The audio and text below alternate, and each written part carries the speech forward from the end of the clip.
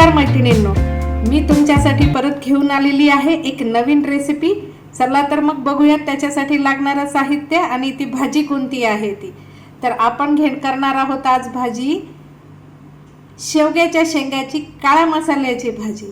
तर त्याच्यासाठी लागणारं साहित्य बघूयात। एक मोठा टमाटा, एक मध्यम आकाराचा कांदा, काळा मसाला, लाल तिखट, मोहरी, 2-4 हिरव्या मिरच्या, छोटे खोबऱ्याचे तुकडे करून घेतलेले, हरभऱ्याची डाळ जी आहे ती एक मोठा चमचा घेतलेली आहे, कोथिंबीर घेतली आहे थोडीशी, शेवग्याच्या शेंगा कट करून घेतलेले आहेत, जिरे घेतलेले आहेत 1 चमचा आणि शेंगादाणे साधारण 1 मोठा चमचा, चवीनुसार मीठ लागेल म्हणून मीठ घेतलंय आणि अद्रक लसूणची पेस्ट घेतलेली आहे। चला तर मग करूया सुरुवात आपल्या या नवीन रेसिपीला। सर्वप्रथम आपण अशा प्रकारची जाळी ठेवून घेऊयात। माझ्याकडे जाळी नाही आहे त्याच्यामुळे मी कुकरची जुनी ताटली ठेवली आहे, त्याच्यावरती हा एक कांदा ठेवून घेऊयात आणि तो छान प्रकाराने गॅसवरती भाजून घेऊयात। डायरेक्ट गॅसवर ठेवल्याने काय होतं की त्याचं जे पाणी निघतं भाजताना ते सगळं आपल्या शेगडीवरती त्या बर्नरवरती पडतं आणि त्याच्याने बर्नर खराब होण्याची शक्यता असते। त्याकरता जाळी ठेवून मग कांदा आणि टमाटा भाजून घ्यायचा। टमाटा भाजताना काय करायचं की त्याला अशा प्रकारे एक चीर मारून घ्यायची। टमाट्याला छोटेसे चीर मारायची जेणेकरून त्याचं जे साल आहे ना ते निघून जाईल। हे पहा अशा प्रकाराने एक छोटीशी चीर मारून घेतलेली आहे।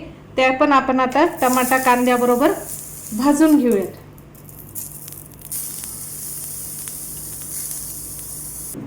आपण काळ्या मसाल्याची भाजी करतोय त्याच्यामुळे हे सगळे पदार्थ आपल्याला काळसर भाजणं गरजेचे आहेत, म्हणून कांदा भाजून घ्यायचा। कांद्याबरोबर टमाटा सुद्धा काळसर होईपर्यंत त्याचं साल निघेपर्यंत काळे काळे त्याला जेव्हा स्पॉट्स पडायला लागतील, छोटे छोटे डॉट यायला लागतील त्यावेळेला तो टमाटा आपण काढून घेऊयात आणि मिक्सरवरती डायरेक्ट वाटून घेऊयात। एकीकडे हे भाजतंय तोपर्यंत आपण दुसरीकडे कोरडे मसाले भाजून घेऊयात।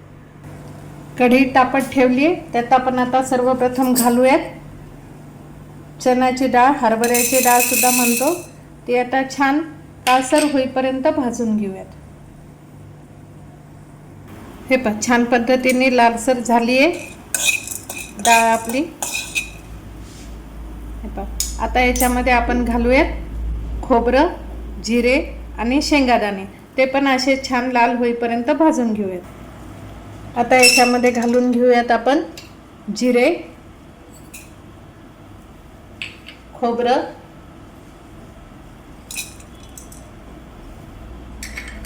आणि शेंगादाणे। आता हे सगळं छान जसं हरभऱ्याची डाळ आपण छान लाल हुसर भाजली तसंच खोबरं, जिरे आणि शेंगादाणे पण काळसर होईपर्यंत भाजून घ्यायचे।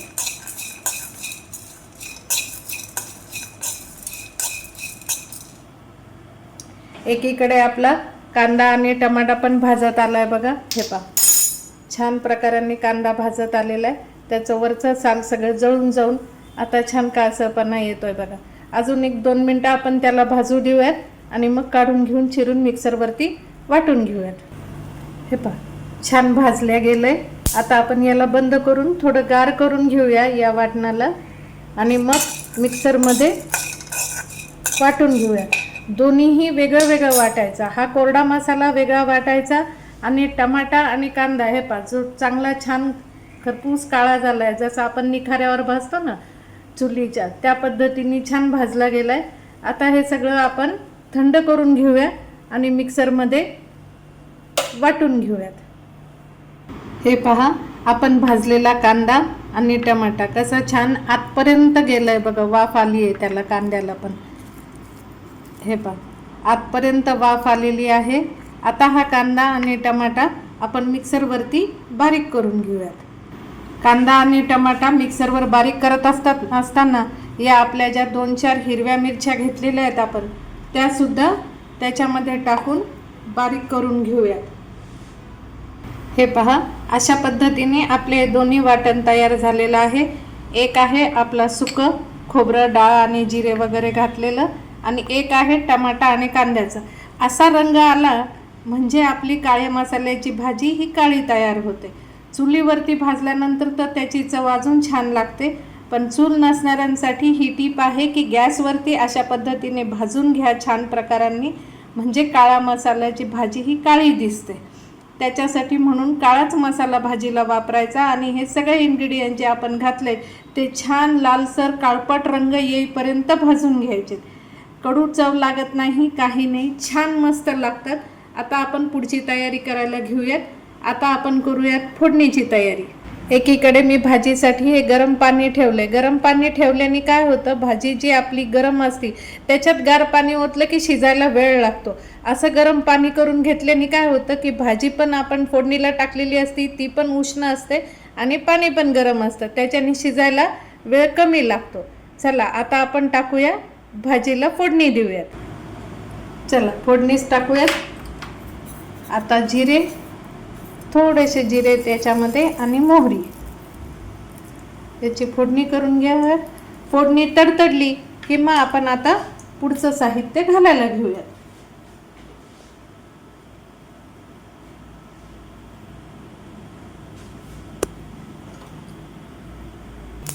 चला फोडणी तडतडायला लागली आहे.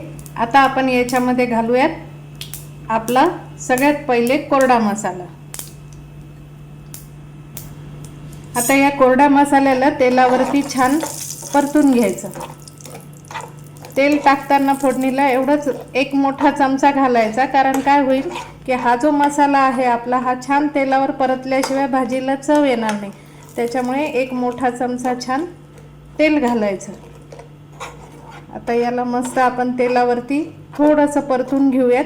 तसं तर तो भाजलेला आहे त्याच्यामुळे लवकर परतल्या जाईल, तरीसुद्धा थोडासा भाजून घेऊयात आणि मग आपला जो टमाटा आणि कांदा बारीक केलेला पेस्ट केलेला आहे तो घालूयात.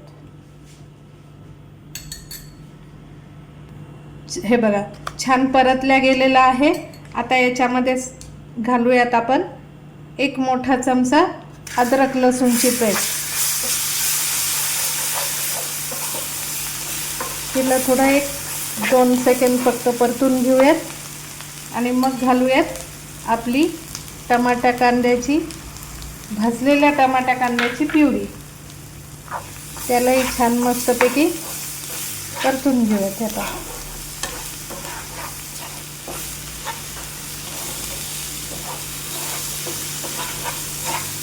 करताना ही भाजी करताना तुम्हाला जाणवेल इतका छान वास सुटतो याचा. हे बघा छान तेलावरती. आता आपण काय करूया, याच्यावर झाकण ठेवूयात आणि 1-2 मिनटं फक्त वाफ काढून घेऊयात. चला बघूयात कुठपर्यंत आलंय ते. हे पहा छान मस्त कोरडा पण व्हायला लागलाय मसाला आणि तेलही सोडायला लागलं.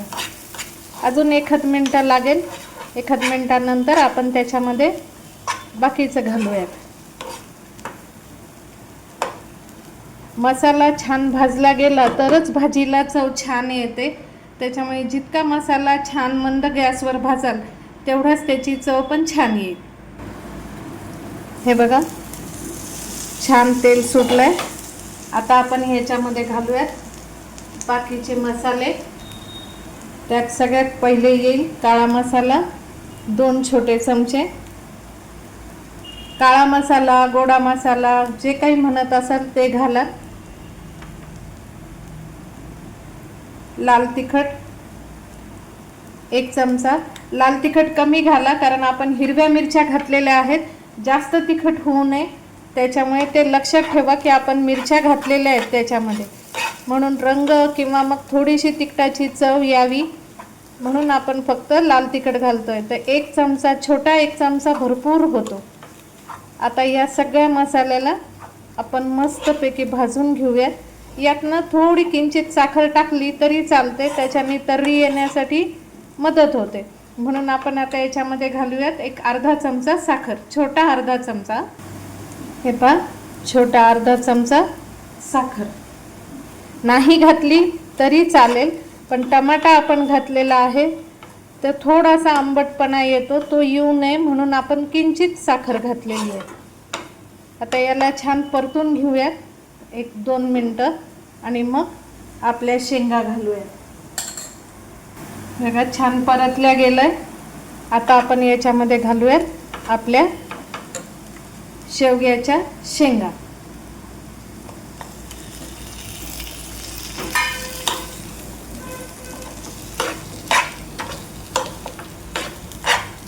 तुम्हाला आता जरी शेवग्याच्या शेंगा वेगळ्या आणि मसाला वेगळा वाटत असला तरी आपण जेव्हा पाणी घालून त्याला ग्रेव्ही करून उकळून काढू तेव्हा ते सगळं एकजीव होतं.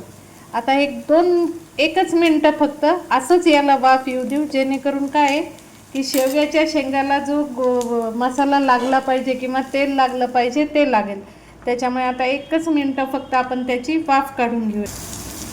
आता याच्यामध्ये आपण थोडं मिक्सरचं भांडं जे आहे त्याला लागलेला मसाला तसंच राहू नये म्हणून ते पाणी आपण याच्यामध्ये घालून घेऊयात आणि लागल्यास वरतून आपण परत गरम पाणी घालणार आहोत.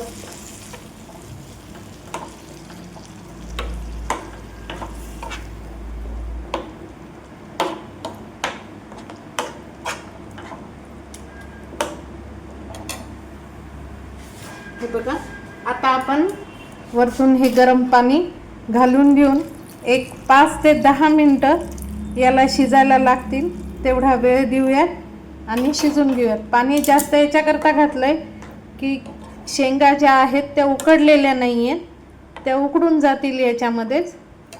कवळ्या असल्यामुळे जास्त वेळ लागत नाही, याच्यातच उकडल्या जातील. हे बघा, आता छान 5 मिनटं वाट पाहूया. 5 मिनटानंतर दाखवते कशी झाली आहे भाजी ती. यात आपलं मीठ घालायचं राहिलंय, तर आता आपण मीठ चवीनुसार घालून घेऊयात. मी 1.5 चमचा घालते. तुम्ही तुमच्या चवीनुसार मीठ घालून घ्या आणि छान हलवून मस्तपैकी शिजायला ठेवून द्या. जर शेंगा निब्बर असतील तर कुकरमध्ये 1 शिट्टी जर काढून घेतली ना, असं पूर्ण मसाला तयार करायचा, कुकरला 1 शिट्टी काढायची आणि भाजी तयार होते लागलीच. चला, एक 5 ते 10 मिनिटांनी भेटूया. भाजी कशी झाली ती दाखवते मग. चला बघूया कुठपर्यंत आली आहे भाजी ती. हे पहा, मस्त रंग तर्री सगळं छान आलेलं आहे. हे पहा,